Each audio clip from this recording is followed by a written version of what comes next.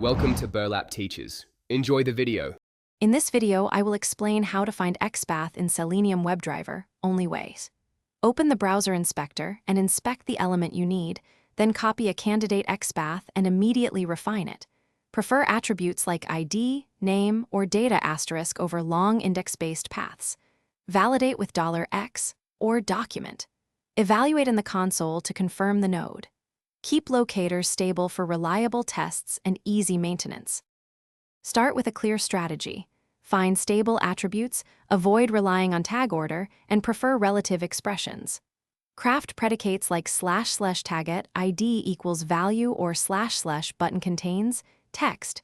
Submit to narrow targets.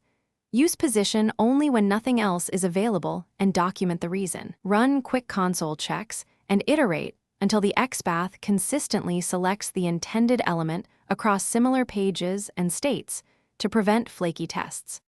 If you're finding this helpful, please subscribe and like to support more content. And quick recommendation: the Owala water bottle is great to sip from during marathon debugging sessions. I keep one at my desk when inspecting XPaths to stay focused. Check the video description for the product link and other deals that I mentioned. Thanks for the support. Now let's get back to the video. When simple attributes fail, use functions and axes to pinpoint elements precisely, for example, normalize space, text, or following sibling. Span to reach adjacent nodes. Combine conditions with and / or to reduce false positives and prefer shorter predicates for speed.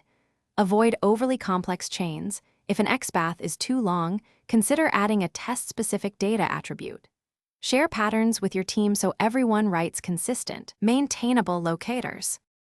Thanks for watching. Consider subscribing if this video helped you.